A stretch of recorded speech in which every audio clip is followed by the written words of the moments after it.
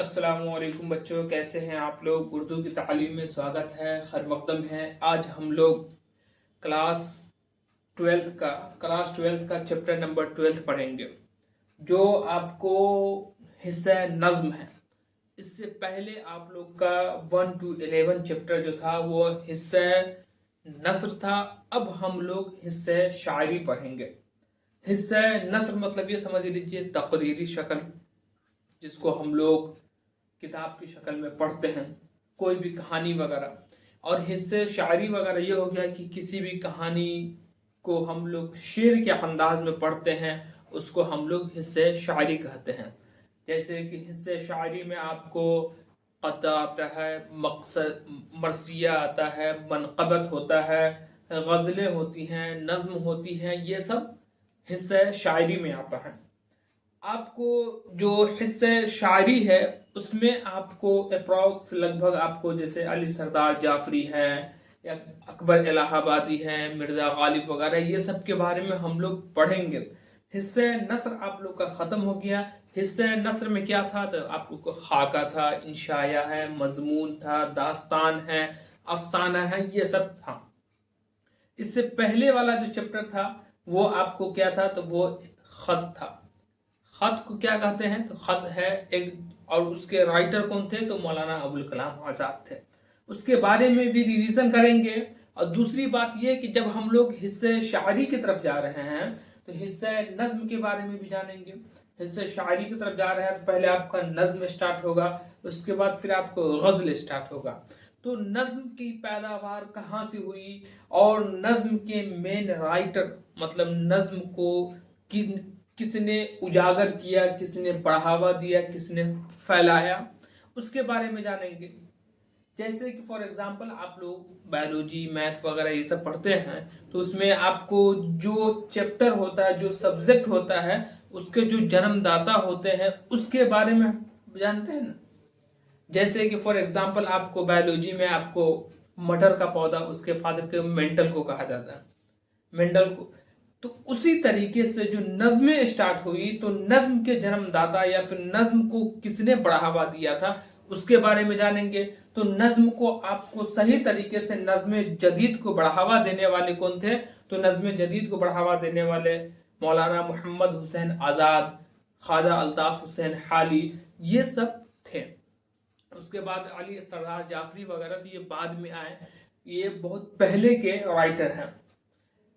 उससे पहले ये तो हो गया। अब हम लोग पहले 2 मिनट के लिए आपके पहले वाला जो बुक है, पहले वाला जो खत है, उसका रिवीजन करेंगे। उसके बाद फिर हम लोग नज्म के बारे में जानेंगे। फिर लास्ट में आपको ये जो अली सरदार जाफरी है, जो आपका जो आज का मेन टॉपिक है, उसके बारे में जानेंगे। आज का जो टॉपिक है वो है आपको नज्म गुफ्तगू और मेरा सफर। अली सरदार जाफरी साहब का 2 नज्म आपके निसाब में शामिल है। एक का नाम है गुफ्तगू, दूसरे नज्म का नाम है मेरा सफर। ठीक है। नज्म गुफ्तगू को किस मकसद से लिखा गया, तो नज्म गुफ्तगू के बारे में जानेंगे। नज्म गुफ्तगू को हिंदुस्तान पाकिस्तान के दोस्ती के सिलसिले में लिखा गया। दूसरा ये कि मेरा सफर जो अली सरदार जाफरी लिखे हैं, तो उस उस नज्म को लिखने का मेन मकसद क्या था, तो उनके लिखने का मेन मकसद ये था कि मेरा सफर, आदमी हर चीज में सफर करता है। जैसे आप लोग को बैक वाला चैप्टर में बहुत पहले आपको पढ़ाए थे हिजरत में कैसे बंजारा वगैरह सफर करते हैं। तो अली सरदार जाफरी साहब मेरा सफर में ये बता रहे हैं कि हर आदमी को एक न एक दिन मौत का सफर करना है। जब वो सफर करेगा तो उस समय आपकी जितनी आराइशें, जितनी भी तमन्नाएं, जितनी भी इरादे रहते हैं, सब खत्म हो जाती हैं। आहिस्ता आहिस्ता आंखों की नजरें खत्म हो जाती हैं, दिल का धड़कन बंद होने लगता है, ब्लड सर्कुलेशन जो है आहिस्ता आहिस्ता कम होने लगता है। मेरा सफर में अली सरदार जाफरी साहब अपने शेर के अंदाज में मौत के बारे में बताएं। ये हो गया। चलिए अब हम लोग स्टार्ट करते हैं शुरू से। कि शुरू से ये है कि आपका जो इससे पहले वाला जो चैप्टर था, चैप्टर नंबर 11 खत, उसके बारे में जानेंगे। तो चैप्टर नंबर 11 जो है उसका नाम था गुबार खातिर। तो गुबार खातिर के राइटर कौन है, तो मौलाना अबुल कलाम आज़ाद है। غبار خاطر جو خطوط ہے اس میں کتنے خط تھے؟ تو اس میں 24 خط تھے. اور یہ خط کہاں لکھا گیا؟ تو یہ قید خانے میں قلعہ احمد نگر جیل میں لکھا گیا تھا. یہ کس کے اوپر لکھا گیا تھا؟ تو اس 24 میں زیادہ تر جو خط تھے وہ ان کے دوست تھے مولانا حبیب الرحمن شیروانی، ان کے اوپر لکھے تھے. اور یہ پہلا ایسا واقعہ ہے کہ جس کے لیے خط لکھا جائے وہ شخص نہ پڑھے، اس کے پڑھنے سے پہلے جو ہے پوری دنیا پڑھ لیتی ہے. وہ اس لیے کہ جب اپنا ہندوستان آزاد ہوتا ہے تو آزادی کے بعد، آزادی سے پہلے قید خانوں میں، جیلوں میں یہ رول ریگولیشن رہتا ہے کہ آپ کو کوئی بھی قید خانے میں مطلب کسی کا خط وغیرہ یا پھر کوئی بھی مین پرائیویٹ چیزیں ایکسپورٹ نہیں کیا جاتا ہے. تو اسی طریقے سے مولانا ابوالکلام آزاد کے 24 خطوط جو ہے وہیں باقاعدہ رہ گئے. اور جب ہمارا دیش اپنا ہندوستان آزاد ہوا تو اس کے بعد لوگوں نے بتایا اور بڑے بڑے جو سیاستداں تھے ان کی خواہشوں پہ، ان کے کہنے پہ ان شعر کو، ان کی خطوط کو کتابی شکل میں بیان کر کے کتابی شکل میں ایک غبار خاطر کے نام سے چھپایا گیا. علامہ مولانا ابوالکلام آزاد صاحب کا تاریخی نام کیا ہے یہ بھی پوچھا جاتا ہے. تو تاریخی نام ان کا ہے فیروز بخت اور ان کا اصل نام ہے محی الدین. ان کے فادر کا نام ہے مولانا خیر الدین. ان کی پیدائش مطلب مولانا ابوالکلام آزاد کی پیدائش کب ہوئی؟ تو ان کی پیدائش 1888 عیسوی میں ان کی پیدائش ہوئی. ان کی وفات 1958 عیسوی میں ہوئی. مولانا ابوالکلام آزاد کی پیدائش کہاں ہوئی؟ تو مکہ مکرمہ سعودی عربیہ میں ہوئی. اور ان کی وفات کہاں ہوئی؟ تو دہلی میں ہوئی. ان کی وائف کا نام تھا زلیخا بیگم. مولانا ابوالکلام آزاد کی شادی 1906 سے 7 عیسوی کے بیچ میں ہوئی تھی. ان کے والد کا انتقال 1908 عیسوی میں ہو گیا تھا. اس کے بعد مولانا ابوالکلام آزاد عراق، ترکی، مصر وغیرہ ممالک کا سفر کیے تھے.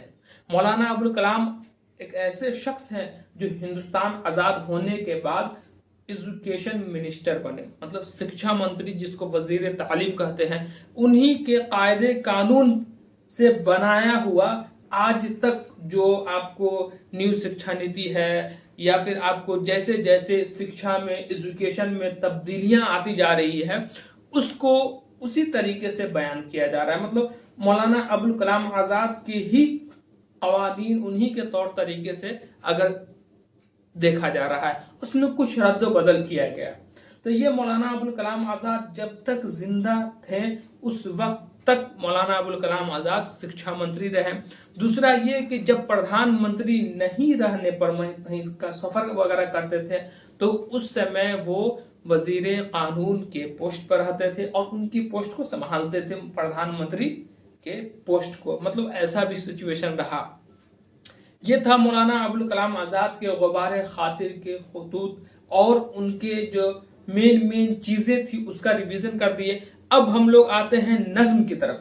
نظم میں سب سے پہلے جو نظم کا اسٹارٹ ہوا، آپ کو یہ نظم کہاں سے آئی؟ تو نظم یہ مغرب کی طرف سے آئی. مغرب مطلب پچھم کا، ٹھیک ہے. اور جیسے جیسے 1865 عیسوی میں پنجاب میں ایک آپ کا راجیہ ہے، صوبہ ہے، وہاں ایک یوزفل نالج ایک انسٹیٹیوٹ، انجمن وغیرہ قائم کیا گیا.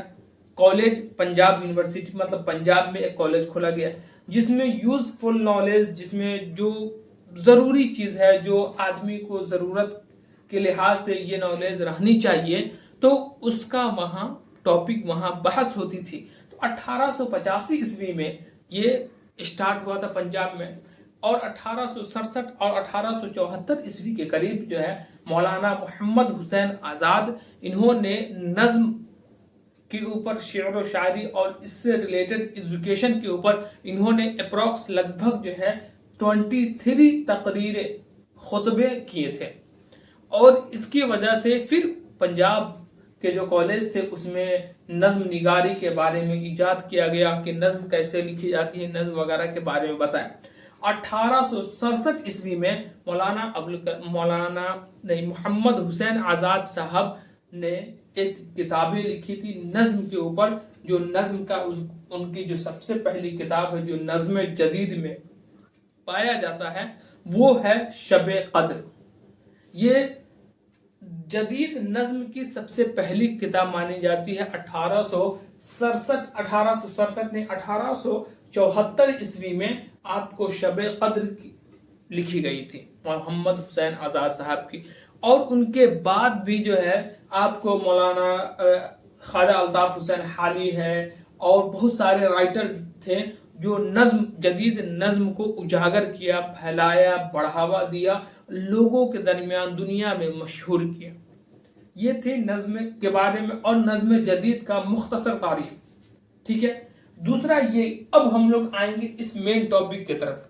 मेन टॉपिक में नज्म, ये नज्म का आपका जो है हिस्से शायरी का ये एक तरीके से समझ लीजिए ये फर्स्ट चैप्टर है, लेकिन सीरियल के एतबार से आपको चैप्टर नंबर 12 है।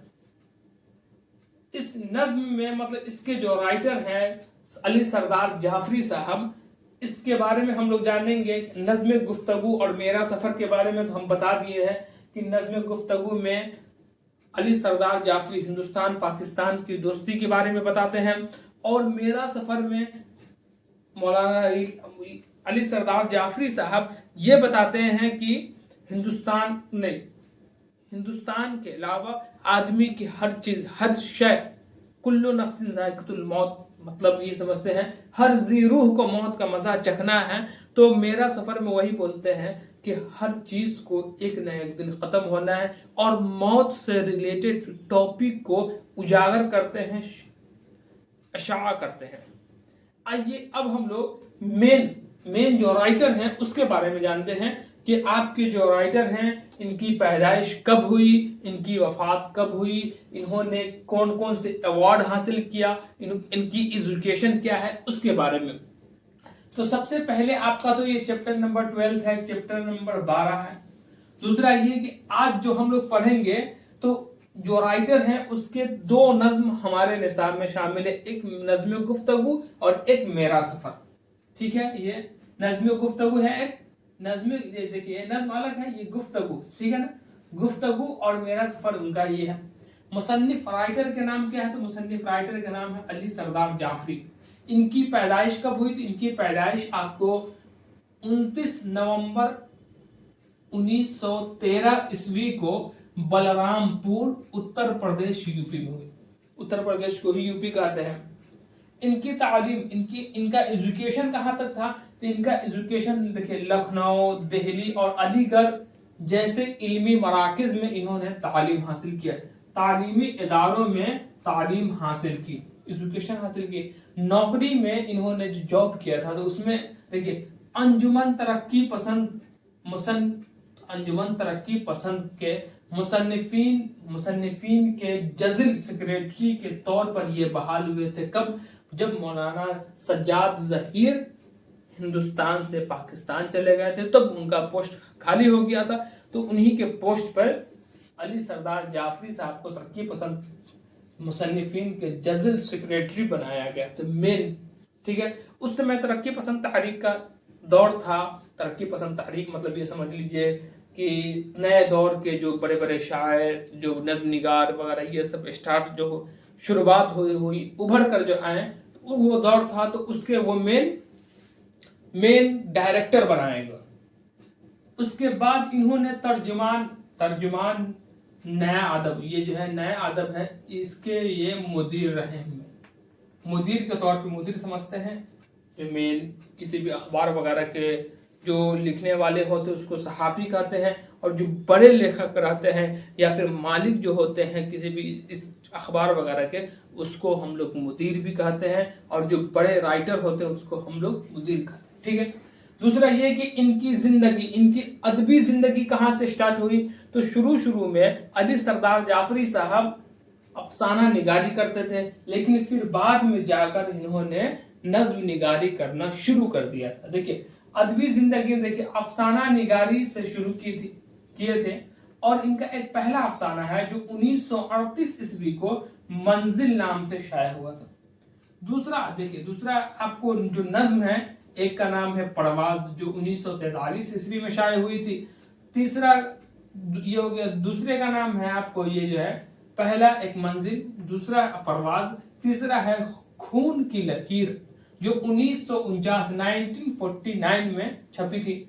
चौथी किताब है पत्थर की दीवार जो 1953 ईस्वी में शाये हुई थी। पांचवी है पैराहन, ये आपको हमेशा आता है, ये किताब जो है हमेशा आती है कि पैराहन के राइटर कौन है, तो अली सरदार जाफरी, जो 1965 ईस्वी में शाये हुई थी। और छठी किताब है एशिया, देखिए एशिया जाग उठा, एशिया जाग उठा 1951 ईस्वी में। नई दुनिया को सलाम, ये भी ज्यादातर आता है। ये देखिए पैराहन और नई दुनिया को सलाम, ये हमेशा आपको क्वेश्चन में पूछ देता है, इसके राइटर कौन है, तो अली सरदार जाफरी है। नई दुनिया को सलाम 1964 ईस्वी में छपी थी, शाये हुई थी। अब हम लोग नेक्स्ट देखिए, नेक्स्ट क्या है कि तरक्की पसंद तहरीक के इब्तदाई मुअम्मारों में, मुअम्मार समझते हैं, मुअम्मार मतलब बनाने वाला, जैसे हम लोग कैसे कहते हैं तामीर करने के लिए, घर उर बनाने के लिए राजमिस्त्री की जरूरत पड़ती है, तो उसी तरीके से तरक्की पसंद तहरीक को बनाने के लिए उसके जो बड़े बड़े राइटर हैं उसकी जरूरत पड़ती है। तो उसी में तरक्की पसंद तहरीक में जो मेन अहम रुकन थे उनमें अली सरदार जाफरी का भी शुमार होता है। अली सरदार जाफरी साहब जो है इब्तदाई मुअम्मार में उनका शुमार होता है, उनकी गिनती होती है। तरक्की पसंद के जमाने में इनकी एक किताब निकली थी, शाये हुई थी, जिसका नाम था तरक्की अदब, जो 1953 ईस्वी में शाये हुई थी। ये हो गया। इन्हें कौन कौन सा इनाम मिला, कौन कौन सा अवार्ड मिला था, उसके बारे में जानेंगे। तो मौलाना ये देखिए अली सरदार जाफरी साहब को पद्मश्री का अवार्ड 1967 ईस्वी में मिला था। उसके बाद भारतीय ज्ञानपीठ पुरस्कार आपको 1997 ईस्वी को मिला था। और इकबाल सम्मान जैसे अहम अवार्ड जो है इनको नवाजा गया था। किनको? अली सरदार जाफरी साहब को। और इनकी वफात कब हुई? तो 1 अगस्त मतलब 1 अगस्त 2000 ईस्वी को इनका इंतकाल हो गया, इनकी वफात हो गई। अब आप लोग इसका एक बार स्क्रीनशॉट ले लीजिए, फिर हम इस टॉपिक से रिलेटेड जो VVI क्वेश्चन है उसका रिवीजन करेंगे। चलिए देखिए, अब हम लोग क्या करेंगे, देखिए इस टॉपिक से जो आपको क्वेश्चन पूछा जाएगा उसका हम लोग, तो सबसे पहले पूछेगा कि नज़्म गुफ्तगू के राइटर कौन है, तो अली सरदार जाफरी है। नज़्म गुफ्तगू का मेन उनके लिखने का मेन कारण क्या है, उनका मेन मौजू क्या था, तो हिंदो पाक की दोस्ती। ठीक है। मेरा सफर के राइटर कौन है, तो मेरा सफर के राइटर अली सरदार जाफरी है। अली सरदार जाफरी हो गया। मेरा सफर में क्या कहना चाहते हैं, तो वो मौत से रिलेटेड टॉपिक, मौत से रिलेटेड बातें को बता रहे हैं। कौन? अली सरदार जाफरी साहब। इन अली सरदार जाफरी की पैदाइश कब हुई, तो 1913 ईस्वी में हुई। उनकी वफात 2000 ईस्वी में हुई। अली सरदार जाफरी शुरू में इब्तदाई में ये अफसाना निगारी भी करते थे, लेकिन बाद में जाकर ये नज्म निगारी करना शुरू कर दिए थे। अली सरदार जाफरी साहब कौन से पोस्ट पर नौकरी करते थे, तो मौलाना सज्जाद जहीर के जाने के बाद, पाकिस्तान जाने के बाद इनके पोस्ट पर तरक्की पसंद मुसन्निफीन के जजिल सेक्रेटरी के तौर पर इन्हें बहाल हुए। दूसरा ये कि ये नया अदब जो अखबार निकलता था तो उनके वो मुदीर भी थे। और इनकी किताबों में सबसे मशहूर जैसे पैराहन है, नई दुनिया को सलाम है, ये सब आपको ऑब्जेक्टिव में पूछेगा। दूसरा ये कि इन्हें जो ज्ञानपीठ पुरस्कार भी मिला था, देखिए भारतीय ज्ञानपीठ पुरस्कार 1997 ईस्वी में मिला था और पद्मश्री अवार्ड 1967 ईस्वी में मिला था।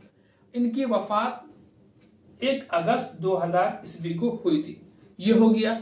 अब हम लोग जो नज़्म गुफ्तगू है, नज़्म गुफ्तगू के जो अशआर हैं उसको पढ़ेंगे। आप लोग सुनिए। उसके बाद फिर हम लोग मेरा सफर जो है उसके जो नज्म है, उसके जो अशआर हैं उसको पढ़ेंगे। मुलाहजा फरमाए। देखिए नज़्म गुफ्तगू में किताब के एतबार से अली सरदार जाफरी साहब क्या कह रहे हैं। देखिए गुफ्तगू ये है हिंदो पाक की दोस्ती के नाम। देखिए گفتگو بند نہ ہو بات سے بات چلے صبح تک شام ملاقات چلے ہم پہ ہنستی ہوئی تاروں بھری رات چلے ہم جو الفاظ کے ہاتھوں میں ہیں سنگے دشنام ہم جو الفاظ کے ہاتھوں میں ہیں سنگے دشنام طنز چھلکائے تو چھلکائے کرے طنز چھلکائے تو چھلکایا کرے زہر کے جام تیکھی نظریں ہوں ترش آبروئے زخمدار تیکھی نظریں ہوں مطلب تیکھی نظریں سمجھ کڑوی نظریں ہوں ترش آبروئے خمدار رہیں بن پڑے جیسے بھی دل سینوں میں بیدار رہیں کسے بول رہے ہیں ہندو پاک کی دوستی کے بارے میں بول رہے ہیں بے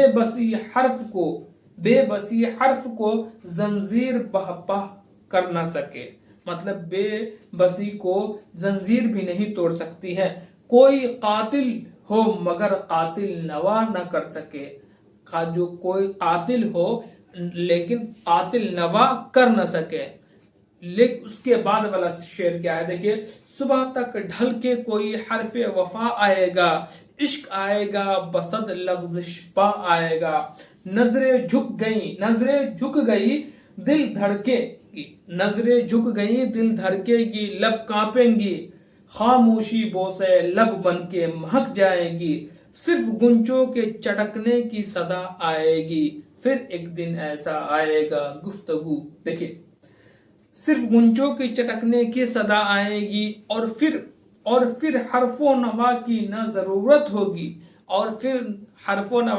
ضرورت ہوگی چشم و آبرو کے اشاروں میں محبت ہوگی نفرت اٹھ جائے گی مہمان و مروت ہوگی ہاتھ میں ہاتھ لیے سارا جہاں ساتھ لیے تحفہ درد لیے پیار کی سوغات لیے ریگ زاروں سے عداوت کے گزر جائیں گی خون کے دریاؤں سے ہم پار اتر جائیں گے گفتگو بند نہ ہو بات سے بات چلے صبح تک شام ملاقات چلے ہم پہ ہنستی ہوئی تاروں بھری رات چلے علی سردار جعفری صاحب ان اشعار میں یہ بتا رہے ہیں کہ ہم لوگ ہندو پاک کی جو دوستی ہے اس کے بارے میں بتا رہے ہیں کہ ہم لوگ پہلے ایک ہی تھے اب ہم لوگ آپس میں ایک دوسرے کے ایسے دشمن ہو گئے ہیں کہ ایک دوسرے کو دیکھنا نہیں چاہتے ہیں یہی دشمنی کا باہر کے لوگ فائدہ اٹھاتے ہیں جس طریقے سے ایک بھائی دوسرے بھائی میں دشمنی ہو جاتی ہے تو پڑوسی کیسے اس کا غلط فائدہ اٹھاتے ہیں تو وہی چیز علی سردار جعفری صاحب بول رہے ہیں اس نظم میں کہ دیکھیں قاتل ہے گرچہ لیکن پھر بھی ہم ایکسیپٹ کریں گے دیکھیے اس سمے جب آدمی کے پاس غصہ ہوتا ہے تو غلط صحیح کا تمیز نہیں ہوتا ہے جس کی وجہ سے آدمی جو ہے کچھ غلط حرکتیں کچھ مار پیٹ وغیرہ کر لیتا ہے وہی چیز علی سردار جعفری صاحب بول رہے ہیں کہ جب دیش آزاد ہوا تھا تو اس میں جنگیں ہوئی قتلیں ہوئی ٹھیک ہے لیکن پھر بھی ہم چاہتے ہیں کہ ہم لوگ ایک ساتھ مل جائیں تاکہ ہم پہ جو دنیا ہنستی ہے تاروں بھری رات جو ہنستی ہے ان کے ہنسنوں کا یہ سلسلہ ختم ہو جائے اور ہم لوگ ایک دوسرے کے خود بھائی بھی تھے اور رہیں گے بھی اور رہیں یہ تھا نظم گفتگو اب ہم لوگ میرا سفر میں علی سردار جعفری صاحب کیا کہہ رہے ہیں اس کو پڑھیں گے دیکھیے اسٹارٹ کرتے ہیں پھر ایک دن ایسا آئے گا آنکھوں کے دیے بجھ جائیں گے میرا سفر میں علی سردار جعفری موت سے ریلیٹڈ ٹاپک جو ہے اس کے بارے میں بتا رہے ہیں دیکھیے پھر ایک دن ایسا آئے گا آنکھوں کے دیے بجھ جائیں گے ہاتھوں کے کنول کملائیں گے اور برق زبان سے نطق صدا کی ہر تتلی اڑ جائے گی ایک کالے سمندر کی تہ میں کلیوں کی طرح سے کھلتی ہوئی مٹی کی تہوں کی چھیڑے گی مٹی کی تہوں جو ہے تہ مطلب لیئر تہوں کو چھیڑے گی میں پتی پتی کلی کلی اپنی آنکھوں پر کھولوں گا ہر سبز ہتھیلی پر لے کر شبنم کے قطرے تولوں گا میں رنگ حنا آہنگ غزل انداز سخن بن جاؤں گا رخسار عروس رخسار عروس نو کی طرح ہر آنچل سے چھن جاؤں گا، جاڑوں کی ہوائیں دامن میں فصل خزاں کو لائیں گی، جاڑوں کی ہوا دیکھیے، جاڑوں کی ہوائیں دامن میں جب فصل خزاں کو لائیں گی، رہ رو کے جواں قدموں کے تلے سوکھے ہوئے پتوں سے میرے ہنسنے کی صدائیں آئے گی، دھرتی کی سنہری سب ندیاں، آکاش کی نیلی سب جھیلیں ہستی سے میری بھر جائیں گی، اور سارا زمانہ دیکھے گا ہر قصہ میرا افسانہ ہے، ہر عاشق ہے سردار جہاں، ہر عاشق ہے سردار یہاں، ہر معشوقہ سلطانہ ہے، میں ایک ایسا گریزہ لمحہ ہوں، میں ایک ایسا گریزہ لمحہ ہوں، ایام کے افس خانے میں ایک تڑپتا قطرہ ہوں، مصروف سفر جو رہتا ہوں، ماضی کی سراحی کے دل سے مستقبل کے پیمانے میں سوتا ہوں اور جاگتا ہوں، اور جاگ کے پھر سو جاتا ہوں، صدیوں کا پرانا کھیل ہوں میں مر کے امر ہو جاتا ہوں۔ یہ تھے علی سردار جعفری صاحب کے میرا سفر کے اشعار، جس میں علی سردار جعفری صاحب یہ کہہ رہے ہیں کہ جب آدمی موت کے دہلیز پر پہنچتا ہے تو اس میں چاہے اپنے ہو پرائے ہو سب لوگ کریا وزاری کرنے لگتے ہیں، اور جس کی موت ہونے والی رہتی ہے اس کے سامنے اس کی آنکھوں کی روشنی دھیرے دھیرے گزرنے ختم ہونے لگتی ہے، دل کا دھڑکن دھیرے دھیرے بند ہونے لگتا ہے، نسوں مطلب خون کی جو طرف ہوتی ہے، جو خون کا جو ٹمپریچر ہوتا ہے دھیرے دھیرے کم ہونے لگتا ہے، ایسے ایسے کر کے آدمی کی روح فنا ہو جاتی ہے، اور اس کے دیکھنے والے روتے روتے رہ جاتے ہیں، لیکن جس کو جو جانا ہے وہاں ہر کسی کو جانا ہے، جیسے کہ ہر نفس کو موت کے مزہ چکھنا ہے، ہر ذی روح کو موت کا مزہ چکھنا ہے، تو اسی طریقے سے علی سردار جعفری صاحب اس نظم سے یہ نصیحت دینا چاہتے ہیں کہ ہم دنیا میں ہیں تو چاہے ہم دنیاوی کاموں میں مشغول ہوں، لیکن ہم کو ایک دن وہاں جانا ہے، آخرت جانا ہے، اللہ کے ہاں حساب دینا ہے، تو ہم ایسا کام کریں جو دنیا اور آخرت دونوں کے لیے بھلائی ہو، سمجھ گئے؟ آپ کا دنیا بھی سنور جائے، آخرت بھی سنور جائے، ایسا نہ ہو کہ دنیا کمانے کے چکر میں آخرت ختم ہو گئی، اور یا پھر آخرت کمانے کے چکر میں آپ دنیا میں بھوکے مرے، ایسا بھی نہیں۔ آپ متوسط درجہ، درمیانی درجہ والے ٹاپک کو اٹھائیے کہ آپ کو دنیا کمانے کے لیے، مطلب دنیا میں کھانے کے لیے، دنیا میں زندہ رہنے کے لیے آپ کو کام بھی کرنا پڑے گا، اور آخرت کو تیار کرنے کے لیے آپ کو نماز، روزہ، حج، زکوٰۃ وغیرہ صدقات، اور سب سے بڑی عبادت تو یہ ہے کہ لوگوں کا دل نہ دکھانا، اور دوسرے کے مال کو غصب نہ کرنا، غصب مطلب ہڑپنا نہیں، یہ سب ہے جو حقوق العباد میں آتے ہیں۔ علی سردار جعفری کے کہنے کا مین سینس یہی تھا۔ آج کے لیے بس اتنا ہی ہے، پھر ہم لوگ اگلے نظم میں اگلے ٹاپک کے ساتھ بڑھیں گے۔ آج کے لیے بس اتنا ہی۔ اب تک جو بچے کلاس 10th یا 12th میں ہیں اور اس اردو کے تعلیم سے نہیں جڑے ہیں تو اردو کی تعلیم سے جڑ جائیں، چینل کو سبسکرائب کریں اور زیادہ سے زیادہ لائک اور شیئر کریں۔ پھر ہم لوگ نیکسٹ ویڈیو میں ملیں گے۔ السلام علیکم، خدا حافظ۔